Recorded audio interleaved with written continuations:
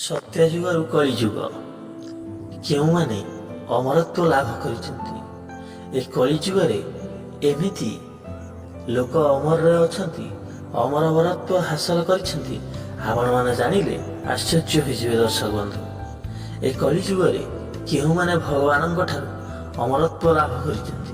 ସେ ସଦାସର୍ବଦା ଅମର ହୋଇ ଚାରି ଯୁଗ ଆଙ୍କ ରହିଛନ୍ତି। ତ ସେଇମାନେ କିଏ? ତ ଦର୍ଶକ ବନ୍ଧୁ, ଭିଡ଼ିଓଟି ଆରମ୍ଭ କରିବା ପୂର୍ବରୁ ଭିଡ଼ିଓ ଗୋଟେ ଲାଇକ୍ କରି ଚ୍ୟାନେଲଟିକୁ ସବସ୍କ୍ରାଇବ୍ କରି ରଖନ୍ତୁ, ଯାହାଫଳରେ କି ଏହି ଚ୍ୟାନେଲରେ ଯାହା ବି ଭିଡ଼ିଓ ପଡ଼ିବ ଆପଣ ସର୍ବପ୍ରଥମେ ଦେଖିପାରିବେ। ଦର୍ଶକ ବନ୍ଧୁ, ଆପଣମାନେ ଭାବୁଥିବେ ଯେ ଏ ପୃଥିବୀରେ ଯିଏ ଜନ୍ମ ହେଲେ ମଧ୍ୟ ତାହାର ମୃତ୍ୟୁ ଅଛି। ହଁ ଦର୍ଶକ ବନ୍ଧୁ, ଏକଥା ମଧ୍ୟ ସତ୍ୟ, କିନ୍ତୁ କୁହାଯାଏ ଯେ ମର୍ତ୍ତ୍ୟମଣ୍ଡଳେ ଦେହ ବୋହି ଦେବତା ହେଲେ ବି ମରଇ। କିନ୍ତୁ ଏ ଚାରି ଯୁଗରେ ଏମିତି ଦୁଇ ଜଣ ଅଛନ୍ତି ଯେ କି ସବୁବେଳେ ଅମରତ୍ୱ ଲାଭ କରିଛନ୍ତି। ସେ ଭଗବାନଙ୍କ ଠାରୁ ଅମର ବର ପାଇଛନ୍ତି। ତ ସେମାନେ କିଏ? କାହିଁକି ସେ ହେଲେ ଅମର? କେଉଁଭଳି ଭାବରେ କେଉଁ ତପସ୍ୟା କଲେ, କିଭଳି ଭାବରେ ଏହି ସିଦ୍ଧି ମିଳିଲା ତାଙ୍କୁ ଯେ ସେ ଅମରତ୍ୱ ଲାଭ କରିଛନ୍ତି। ତ ଦର୍ଶକ ବନ୍ଧୁ, ଡେରି ନ କରି ଚାଲନ୍ତୁ ଭିଡ଼ିଓଟିକୁ ଆରମ୍ଭ କରିବା। ଦର୍ଶକ ବନ୍ଧୁ, ପ୍ରଥମେ ଆମେ ପୁରାଣ ଆଡ଼କୁ ଯିବା। ପୁରାଣ ବର୍ଣ୍ଣିତ ଭଗବାନ ରାମଚନ୍ଦ୍ର ବା ତ୍ରେତୟା ଯୁଗରେ ଯେତେବେଳେ ଭଗବାନ ରାମଚନ୍ଦ୍ର ବନବାସ ଯାଇଥିଲେ ଏବଂ ତାଙ୍କ ପତ୍ନୀଙ୍କୁ ମାତା ସୀତାଙ୍କୁ ହରଣ କରିଥିଲା ପାପିଷ୍ଠ ରାବଣ, ଏବଂ ସେ ସମୁଦ୍ରକୁ ଲଙ୍ଘନ କରି ଯାଇ ମାତା ସୀତାଙ୍କୁ ଉଦ୍ଧାର କରିଥିଲେ ଏବଂ ଉଦ୍ଧାର କରି ସେ ଆସି ଅଯୋଧ୍ୟାକୁ ପୁନର୍ବାର ଫେରି ଆସିଥିଲେ। କିନ୍ତୁ ଦିନେ ସେ ନିଜେ ଅନୁଭବ କଲେ ଯେ ଭଗବାନ ରାମଚନ୍ଦ୍ର ମାତା ସୀତାଙ୍କୁ ବହୁତ ଭଲ ପାଉଛନ୍ତି, କିନ୍ତୁ ଭଗବାନ ହନୁମାନଙ୍କୁ ଆଦର କରୁନାହାନ୍ତି। ହନୁମାନଙ୍କ ମନରେ ଈର୍ଷା ଜାଗ୍ରତ ହେଲା। ତ ସେ ଦିନେ ଯାଇ ମାତା ସୀତା ଦିନେ ସଜ ହେବା ସମୟରେ ତାଙ୍କୁ ଯାଇ ପଚାରିଲେ, ମାତା, ମୁଁ ତ ପ୍ରଭୁଙ୍କ ପାଇଁ ଏତେ କିଛି କାମ କରିଛି, ଆପଣଙ୍କୁ ଯାଇ ଲଙ୍କାରେ ଠାବ କରି ତାଙ୍କୁ ସନ୍ଧାନ ଦେଇଛି, କେତେ ବଡ଼ ବଡ଼ କାମ କରିଛି, କିନ୍ତୁ ପ୍ରଭୁ ଆପଣଙ୍କୁ ଏତେ ଭଲ ପାଉଛନ୍ତି, ମୋତେ ଭଲ ପାଉନାହାନ୍ତି କାହିଁକି? ଆପଣଙ୍କୁ ଏତେ ଆଦର କରୁଛନ୍ତି, ମୋତେ କାହିଁ ଆଦର କରୁନାହାନ୍ତି? ତ ସେତେବେଳେ ମାତା ସୀତା ଗୋଟିଏ ଧାଡ଼ିରେ ଉତ୍ତର ଦେଲେ ଯେ, ଶୁଣ ପୁଅ, ଏଇ ଯେଉଁ ସିନ୍ଦୁର ଟୋପାଟା ମୁଁ ଲଗାଉଛି, ତୁମ ପ୍ରଭୁ ତାକୁ ଦେଖିଲା ପରେ ସେ ଏତେ ଖୁସି ହେଇଯାଉଛନ୍ତି ଯେ ମୋତେ ସାଙ୍ଗେ ସାଙ୍ଗେ କୋଳେଇ ନେଉଛନ୍ତି।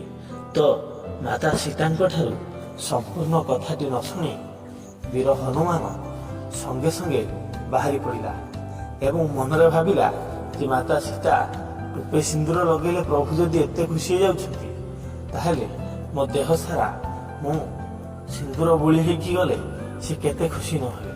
ତ ସେଇଭଳି ଭାବି ସେ ତାର ଶରୀର ସାରା, ଅଙ୍ଗ ସାରା ସେ ସିନ୍ଦୁର ବୋଳି ହୋଇ ସେ ଯାଇ ଭଗବାନ ରାମଚନ୍ଦ୍ର ସଭାରେ ବସିଛନ୍ତି। ଅନେକ ମନ୍ତ୍ରୀ ଏବଂ ଜାମ୍ବବାନଠୁ ଆରମ୍ଭ କରି ବିଭୀଷଣ ଆଦି ସମସ୍ତେ ଥାନ୍ତି। ତ ସେଠି ଯାଇ ସେ ଛିଡ଼ା ହେଇ ପଡ଼ିଲେ। ତ ତାକୁ ଦେଖିଲା ପରେ ହନୁମାନଙ୍କୁ ରାମଚନ୍ଦ୍ର ପଚାରିଲେ, ହନୁମାନ, ତୁମର ଇଏ କି ବେଶ? ତମେ ଦେହ ସାରା ସିନ୍ଦୁର ବୋଳି ହିଁ କାହିଁକି ଆସିଛ? ସେତେବେଳେ ଛଳ ଛଳ ନୟନରେ ହନୁମାନ କାନ୍ଦି ପକାଇ କହିଲେ, ପ୍ରଭୁ, ମାତା ସୀତା ଟୋପେ ସିନ୍ଦୁର ଲଗେଇଲେ ଆପଣ କେତେ ଖୁସି ହେଇଯାଉଛନ୍ତି। ମୁଁ ସେଥିପାଇଁ ଆପଣଙ୍କୁ ଖୁସି କରିବା ପାଇଁ ମୋ ଶରୀର ସାରା ସିନ୍ଦୁର ବୋଳି ହୋଇ ଆସିଛି।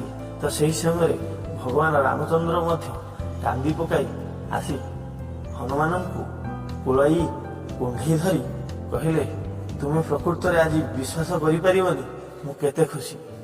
ତ ତୁମେ ପ୍ରକୃତରେ ନିଷ୍ପକଟ, ତମେ ହିଁ ପ୍ରକୃତରେ ଭକ୍ତିର ମହତ୍ଵ ଜାଣିଛ, ତେଣୁ ତୁମେ ଦୁଇଟି ବର ମାଗ। ତ ସେତେବେଳେ ହନୁମାନ ବର ମାଗିଥିଲା ଯେ, ପ୍ରଭୁ, ତୁମ ନାମ ଯେପର୍ଯ୍ୟନ୍ତ ଏ ପୃଥିବୀରେ ଥିବ ମୁଁ ସେ ପର୍ଯ୍ୟନ୍ତ ଥିବି। ତ ସେତେବେଳେ ଅମରତ୍ୱ ବର ଭଗବାନ ରାମଚନ୍ଦ୍ର ତାଙ୍କୁ ଦେଇଥିଲେ ଯେ ମୋର ନାମ ପୃଥିବୀରେ ଯେପର୍ଯ୍ୟନ୍ତ ଏ ରାମ ନାମଟି ଥିବ ସେ ପର୍ଯ୍ୟନ୍ତ ତୁମେ ଅମର ହୋଇ ରହିଥିବ। ଏବଂ ଯେଉଁଠାରେ ପୁରାଣ ବା ରାମାୟଣ ଯେକୌଣସି ପଢ଼ାଯିବ ତୁମେ ସେଠି ସଦାସର୍ବଦା ଯାଇ ଶୁଣିବ। ଏବଂ ଆହୁରି ମଧ୍ୟ ଅନେକ କଥା କହିଥିଲେ। ତ ଦର୍ଶକ ବନ୍ଧୁ ସେସବୁ ଆଲୋଚନା କଲେ ଭିଡ଼ିଓଟି ଲମ୍ବା ହେଇଯିବ। ଜଣେ ହେଲେ ହନୁମାନ ଏବଂ ଦ୍ୱିତୀୟ ଜଣଟି କିଏ, ଚାଲନ୍ତୁ ସେ ଦ୍ୱିତୀୟ ଜଣଙ୍କ ବିଷୟରେ କଥା ହେବା। ସେହି ମଧ୍ୟ ରାମାୟଣରୁ ହିଁ ଅଛନ୍ତି ଆଉ ଜଣେ। ତ ସିଏ ହେଲେ କିଏ? ତ ଦର୍ଶକ ବନ୍ଧୁ ଏପର୍ଯ୍ୟନ୍ତ ଯଦି ଆମ ଚ୍ୟାନେଲକୁ ସବସ୍କ୍ରାଇବ୍ କରିନାହାନ୍ତି ଭିଡ଼ିଓ ଗୋଟେ ଲାଇକ୍ କରି ଚ୍ୟାନେଲଟିକୁ ସବସ୍କ୍ରାଇବ୍ କରିଦିଅନ୍ତୁ। ଦର୍ଶକ ବନ୍ଧୁ ଆଉ ଜଣେ ଦିନେ ଭଗବାନ ରାମଚନ୍ଦ୍ର ଯେତେବେଳେ ଅଯୋଧ୍ୟାରେ ଜନ୍ମ ହୋଇଥିଲେ, ସେ ଛୋଟିଆ ହୋଇକି ଜନ୍ମ ହୋଇଥିଲେ, ସେ ବହୁତ ଅଝଟ କରୁଥିଲେ। ସେହି ସମୟରେ ତାଙ୍କ ମାତା ତାକୁ ଖାଦ୍ୟ ଖୋଇ ଦେଉଥିଲେ। ସେ ଖୋଇ ଦେବା ଫଳରେ ଯେଉଁ ପିଠାକୁ ସେ ବାଟୁଳି କରି ତାଙ୍କ ପୁତ୍ରର ପାଟିରେ ଦେଉଥିଲେ, ତ ସେହି ସମୟରେ ରାବଣ ଜାଣିଥିଲା ଯେ ଭଗବାନ ରାମଚନ୍ଦ୍ର ଜନ୍ମ ହୋଇସାରିଲେଣି ଅଯୋଧ୍ୟାରେ ତାଙ୍କୁ ବଧ କରିବା ପାଇଁ। ସେ କ'ଣ କଲା ନା ଏକ କାକି ବେଶ ହେଇ କାଉ ରୂପରେ ଆସି ତାଙ୍କ ପିଠାଟିକୁ ଛଡ଼େଇ ନେଲା। ଯେ କହିଲା ମୁଁ ପ୍ରଭୁ ଯଦି ପ୍ରକୃତରେ ଭଗବାନ ତାଙ୍କ ନିର୍ମାଲ୍ୟକୁ ମୁଁ ଖାଇଦେଲେ ମୁଁ ଅମରତ୍ୱ ହେଇଯିବି। କାରଣ ଭଗବାନଙ୍କର ଅଇଁଠା ହେଲା ଅମୃତ, ଅମୃତ ଖାଇଲେ ଅମର ହୋଇଯାଆନ୍ତି। ତେଣୁ ସେ ଅମୃତର ସନ୍ଧାନ ନିମନ୍ତେ ଏକ କାଉ ବା କାକି ରୂପ, ମାଇ କାଉ ରୂପ ଧାରଣ କରି ସେ ଉଡ଼ି ଉଡ଼ି ଆସି ସେଠାରେ ବସିଲା। ତ ଭଗବାନ ରାମଚନ୍ଦ୍ର ଜାଣିଗଲେ ଯେ ରାବଣ ଅମର ହେବା ପାଇଁ ଏକ ଷଡ଼ଯନ୍ତ୍ର ରଚି କାଉ ବେଶରେ ଆସିଛି। ତ ତାଙ୍କ ମାତା ତାଙ୍କୁ ସେହିଠାରେ ଛାଡ଼ି ଦେଇ ଟିକେ ଘର ଭିତରକୁ କାମ ପାଇଁ ପଳେଇଲେ। ତ ସେହି ସମୟର ସୁବିଧା ପାଇ ରାବଣ ଉଡ଼ି ଉଡ଼ି ଆସି ଯେଉଁ ପିଠା ରଖା ହେଇଥିଲା ଥାଳିରେ, ସେ ଅଇଁଠା ପିଠାକୁ ଧରି ଖାଇବା ନିମନ୍ତେ ଉଡ଼ି ଉଡ଼ି ପଳେଇଲା। ତ ସେହି ସମୟରେ ଭଗବାନ ରାମଚନ୍ଦ୍ର ତାଙ୍କୁ ତଡ଼ି ତଡ଼ି ଯାଇ ଏକ ସମୁଦ୍ର ଉପରେ କିନା ତାଙ୍କ ସହିତ ଶୃଙ୍ଗାର କଲେ। ଏବଂ ସେହି ସମୟରେ ତାଙ୍କ ମୁଖରୁ ଯେଉଁ ରାବଣ ଯେଉଁ ତା ଥଣ୍ଟରେ ଯେଉଁ ଧରିଥିଲା ପିଠା, ସେ ଅଇଁଠା ପିଠା, ସେ ଅଇଁଠା ପିଠାଟିକୁ ଗଳି ପଡ଼ିଲା ସମୁଦ୍ରରେ। ତ ସେହି ସମୟରେ ଏକ ଜୋକ, ବିଶାଳ ଜୋକ ସେହି ପିଠାଟିକୁ ଖାଇଦେଲା। ତ ସେହି ଦିନଠାରୁ ସେ ଅମର ହୋଇଗଲା।